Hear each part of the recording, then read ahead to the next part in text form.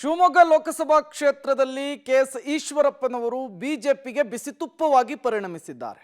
ಕಾರಣ ಬಂಡಾಯ ಸ್ಪರ್ಧೆಯನ್ನ ಸಾರಿದ್ದಾರೆ. ಈ ಬಾರಿ ಕೆಎಸ್ ಈಶ್ವರಪ್ಪನವರು ಅಬ್ಬರದ ಪ್ರಚಾರ ಕೂಡ ಮಾಡ್ತಾ ಇದ್ದಾರೆ. ಮಾಜಿ ಸಿಎಂ ಯಡಿಯೂರಪ್ಪ ವಿರುದ್ಧ ಈಶ್ವರಪ್ಪ ಇವತ್ತು ಮತ್ತೆ ವಾಗ್ದಾಳಿಯನ್ನು ನಡೆಸಿದ್ದಾರೆ. ಯಡಿಯೂರಪ್ಪ ಅವರೇ, ನಾನೇನು ಅನ್ಯಾಯ ಮಾಡಿದ್ದೆ ಅಂತ ಹೇಳಿ ಖಂಡ ತುಂಡವಾಗಿ ಪ್ರಶ್ನೆ ಮಾಡಿದ್ದಾರೆ. ನೀವು ಯಾಕೆ ನನಗೆ ಮೋಸ ಮಾಡಿದ್ರಿ? ಯಡಿಯೂರಪ್ಪ ಟಿಕೆಟ್ ಕೊಡಿಸ್ತೇನೆ ಅಂತ ಹೇಳಿ ಕೊಡಿಸ್ಲಿಲ್ಲ ಅಂತ ಹೇಳಿ ಮತ್ತೊಮ್ಮೆ ಮನಸ್ಸಿನ ನೋವನ್ನು ಹೊರಹಾಕಿದ್ದಾರೆ. ದೆಹಲಿಗೆ ಕರೆಸಿ ಹೈಕಮಾಂಡ್ ನಾಯಕರು ಕೂಡ ಭೇಟಿ ಮಾಡಲಿಲ್ಲ. ಪ್ರಧಾನಿ ಮೋದಿ ನನ್ನ ಹೃದಯದಲ್ಲಿದ್ದಾರೆ ಅಂತೇಳಿ ಕೆಎಸ್ ಈಶ್ವರಪ್ಪನವರು ಮಾತನಾಡಿದ್ದಾರೆ. ಪ್ರಚಾರದ ವೇಳೆ ಬಂಡಾಯದ ಅಭ್ಯರ್ಥಿ ಕೆಎಸ್ ಈಶ್ವರಪ್ಪನವರು ಆಕ್ರೋಶದ ಮಾತುಗಳನ್ನಾಡಿರುವಂತಹದ್ದು ಶಿವಮೊಗ್ಗದಲ್ಲಿ.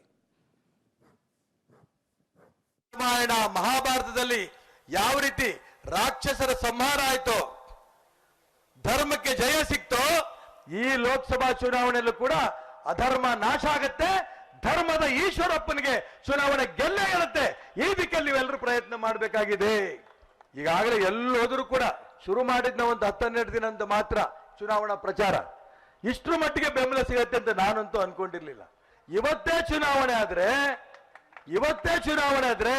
ಕನಿಷ್ಠ 1 ಲಕ್ಷ ಮತರ ಅಂತರದಿಂದ ಚುನಾವಣೆ ನಾನು ಗೆಲ್ತೇನೆ. ಇವತ್ತೇ ಚುನಾವಣೆ ಆದ್ರೆ ಅನ್ಯಾಯ ಮಾಡಿರೋರಿಗೆ ತಕ್ಕ ಪಾಠ ಕಲಿಸ್ಬೇಕು, ಈಶ್ವರಪ್ಪನಿಗೆ ನ್ಯಾಯ ಕೊಡಪ್ಪ ಅಂತಲೇ ಭಗವಂತನಿಗೆ ಕೇಳಿದ್ರೆ ಭಗವಂತ ಖಂಡಿತ ನ್ಯಾಯ ಕೊಡ್ತಾನೆ. ಬರೆದಿಟ್ಕೊಳ್ಳಿ, ಈ ಲೋಕಸಭೆ ಚುನಾವಣೆಯಲ್ಲಿ ಧರ್ಮದ ಪರವಾಗಿರಂತ ನಿಮ್ಮ ಪ್ರೀತಿಯ ಈಶ್ವರಪ್ಪ ಈ ಚುನಾವಣೆಯಲ್ಲಿ ಗೆದ್ದೇ ಗೆಲ್ತೀನಿ, ಯಾವ ಅನುಮಾನನೂ ಬೇಡ. ಯಾರು ಒಬ್ಬರಿಗೆ ಅನ್ಯಾಯ ನಾನು ಮಾಡಿದ್ರೆ ಆ ಭಗವಂತ ನನ್ನ ಮಕ್ಕಳನ್ನ ಹಾಳು ಮಾಡ್ಲಿ.